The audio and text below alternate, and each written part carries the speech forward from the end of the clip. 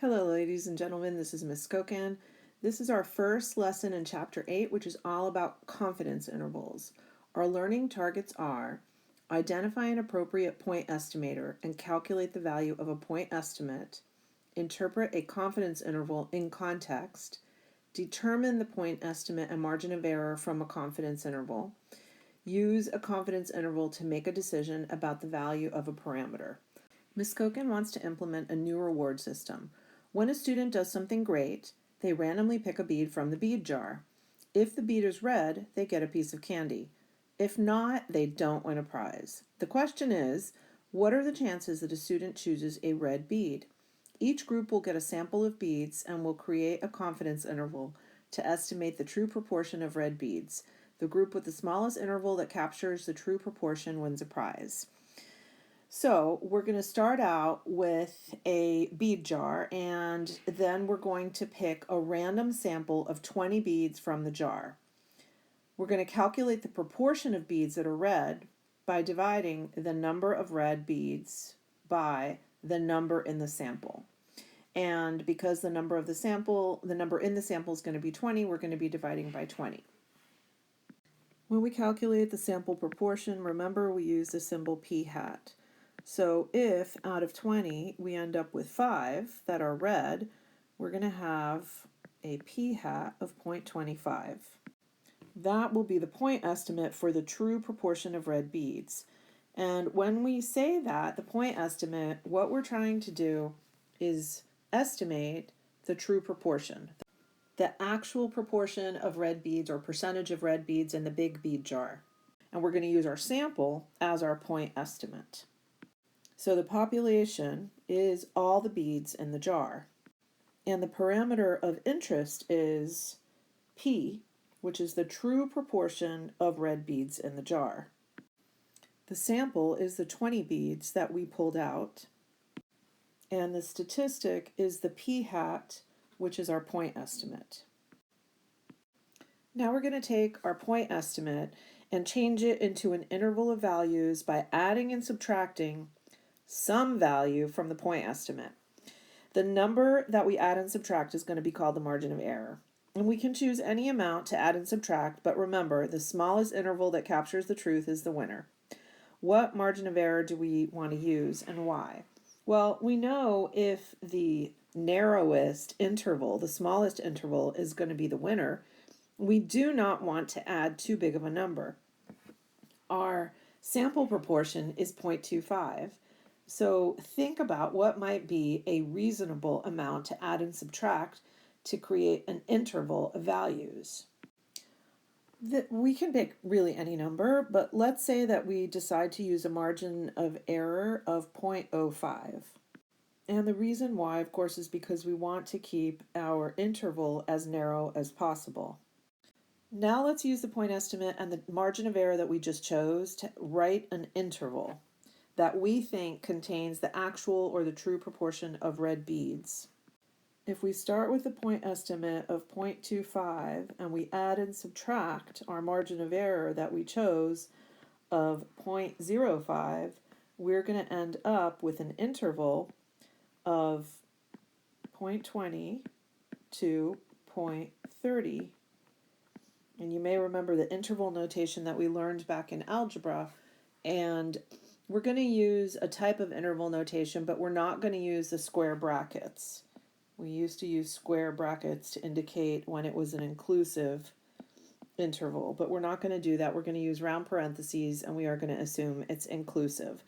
So that means that the smallest number in our interval is going to be 0.20, and the largest number in our interval is going to be 0.30.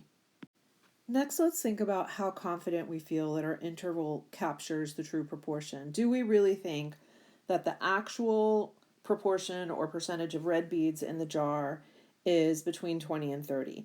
And let's say that we do feel really confident about it. We might say that we are 90% confident, or we might say we're 100% confident if we definitely, no matter what, think that the proportion of red beads is between 20 and 30. Under number 5, I'm going to write down the type of wording that we're going to be using, the example or template for you to use every time you create a confidence interval. And it is going to allow us to express the level of confidence, indicate what our interval is, and make it in context of the question. So that we'll include the context of, in this case, red beads in the jar. And in this example, we might say we are 90% confident, if we feel very confident, that and we're going to learn how we calculate or come up with the percent. So don't worry about that for right now. We're just going to use it as an example so that we can get through this wording. We are 90% confident that the interval from, and here's where we're going to put our lower boundary, to our upper boundary, captures the true proportion of red beads in the jar.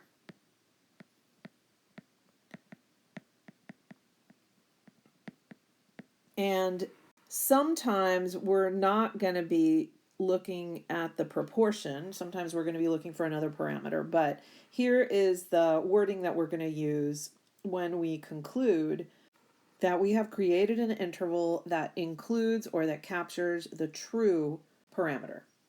In number 6, it says one of the groups got an interval from 0.27 to 0.33. What was their point estimate and what was their margin of error? And you might have already figured out that the way that we can find the point estimate is by finding the middle value of the lower boundary and the upper boundary. In this case, all we need to do is find the mean or the average of those two numbers. And that would give us a point estimate of 0.30.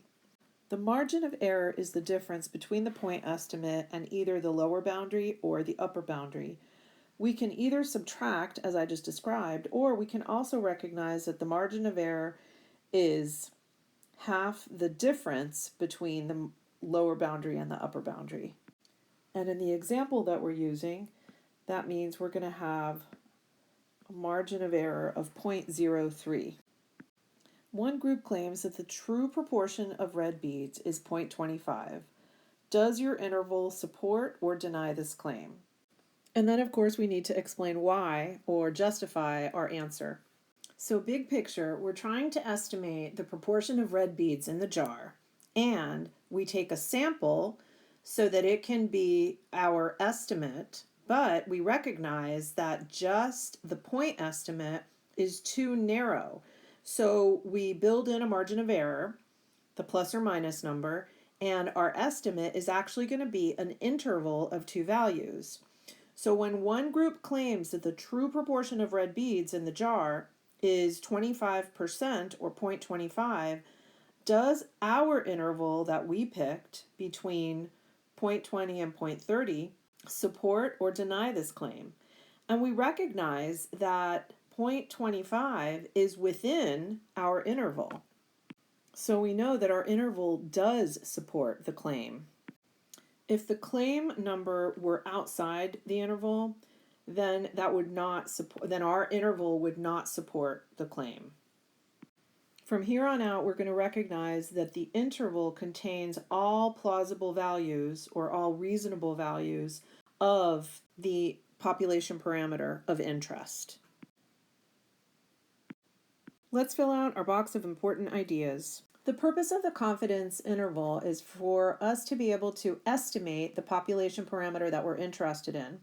And we start with a point estimate. The point estimate is a reasonable value of the statistic, and it's going to be at the center of our interval that is our estimate of the population parameter. If we are trying to estimate the parameter p for proportion, then the point estimate that we're going to use is p hat, the sample proportion.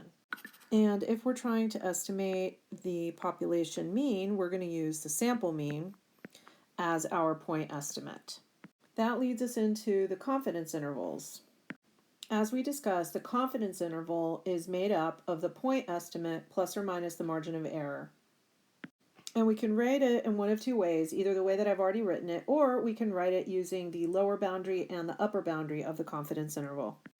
If we have a confidence interval from point A to point B, we can find the point estimate, which is at the middle of the interval. And we can find the margin of error, which is the distance from the point estimate to either the lower boundary or the upper boundary. When it comes time to interpret the confidence interval, we're going to use a specific format. We are, and then you insert the confidence level, percent confident that the interval from lower boundary to upper boundary captures the true parameter, meaning the mean or the proportion of, and then you give the information about the population in the context of the question. So that brings us to how we can use a confidence interval to make a decision. We are going to make decisions based on whether a claim value is inside the interval or outside the interval, because we know that the confidence interval contains a range of plausible values.